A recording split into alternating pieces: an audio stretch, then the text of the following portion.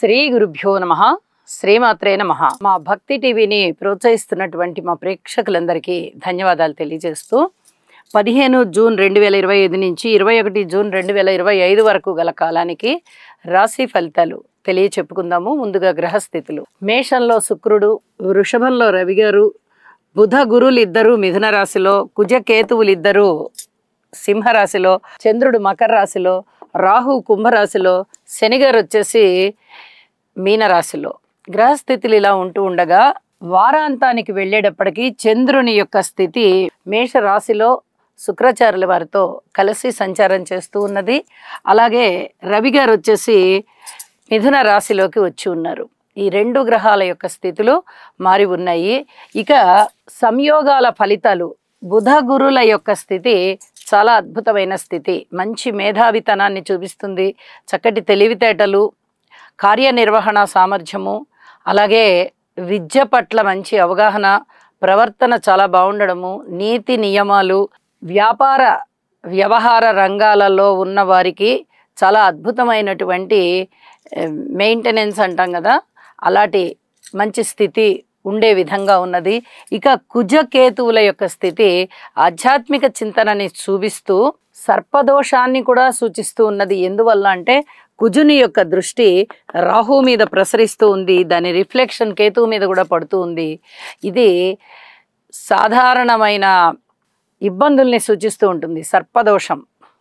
అలాగే కుజుని యొక్క 8వ దృష్టి శనిగారి మీద పడుతూ కొన్ని రకాలైనటువంటి రోడ్డు ప్రమాదాలు, హృద్రోగాలు, అలాగే మానసిక వేదన, అలాగే ఈ రక్తస్రావాలు, కంతులు, వ్రణాలు, ఇలాంటి వాటి మీద ప్రభావాన్ని చూపిస్తూ ఉంటుంది. అలాగే ఆపరేషన్స్ జరగడానికి కూడా అవకాశాలు ఉంటాయి. ఎవరి జన్మజాతకంలో అయితే మళ్ళీ ఇలాంటి గ్రహ దృష్టులు ఉంటాయో వారికి కొంత ఇబ్బందికరమైనటువంటి పరిస్థితి కనిపిస్తోంది. ఇక శనిగారి యొక్క దృష్టి 3వ దృష్టి రవి మీద పడుతూ ఆర్థికపరమైనటువంటి చికాకులు, ఆరోగ్యపరమైనటువంటి చికాకులు కనిపిస్తూ ఉన్నాయి. అలాగే గురువు గారి యొక్క 9వ దృష్టి రాహు మీద పడుతూ పితృవర్గరీత్యా చిన్నపాటి ఇబ్బందుల్ని తొలగించే విధంగానూ ఉన్నది.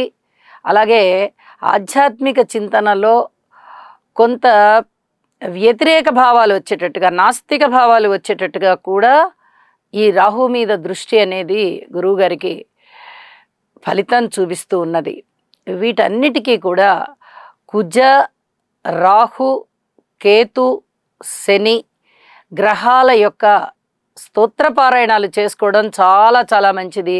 అలాగే ప్రయాణాల విషయంలో కానీ, ఆరోగ్య విషయంలో కానీ, దైవభక్తి విషయంలో కానీ జాగ్రత్తగా ఉండాలి అని చెప్పి సూచిస్తూ ఉన్నది.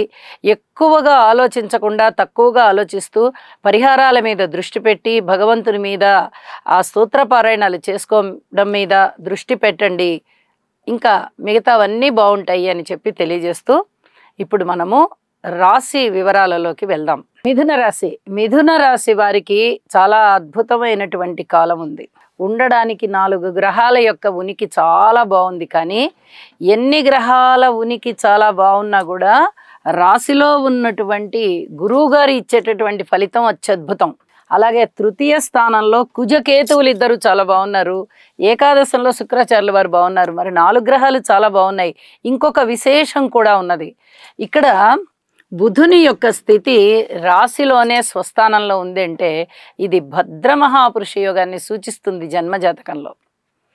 ఇదే జన్మజాతకంలో గనక గ్రహస్థితిలా ఉన్నట్టయితే భద్రమహాపురుష యోగాన్ని సూచిస్తుంది. కానీ గోచారంలో అంత పెద్ద యోగాలు ఫలించవు కాబట్టి అంత ఎక్కువగా ఇక్కడ మీకు అపురూపమైనటువంటి అవకాశాలు వస్తాయి. అంటే ఎలాంటి అవకాశాలు వస్తాయి?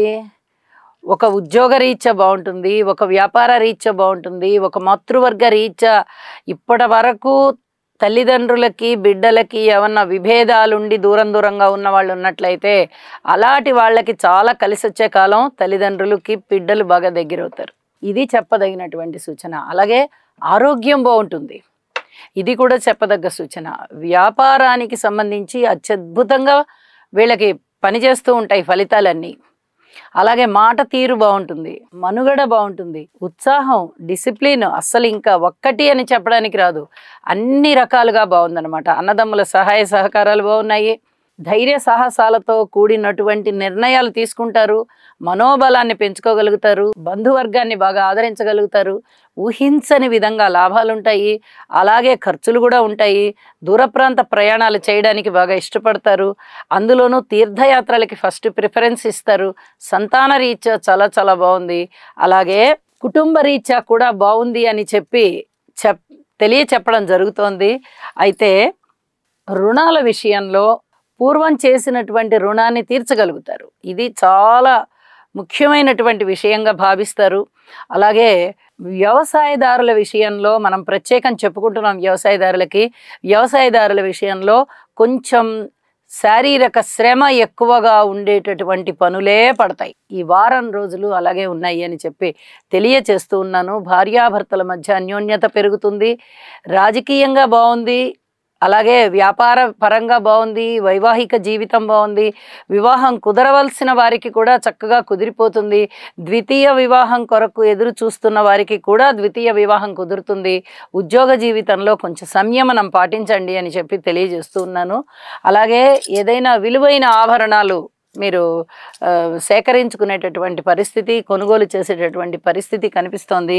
ఇక వారాంతానికి వెళ్ళేటప్పటికీ చంద్రుని యొక్క స్థితి కూడా చాలా అత్యద్భుతంగా ఉండి కుటుంబములో అనేక విధాల ఐకమత్యం పెంపొందించబడుతోంది.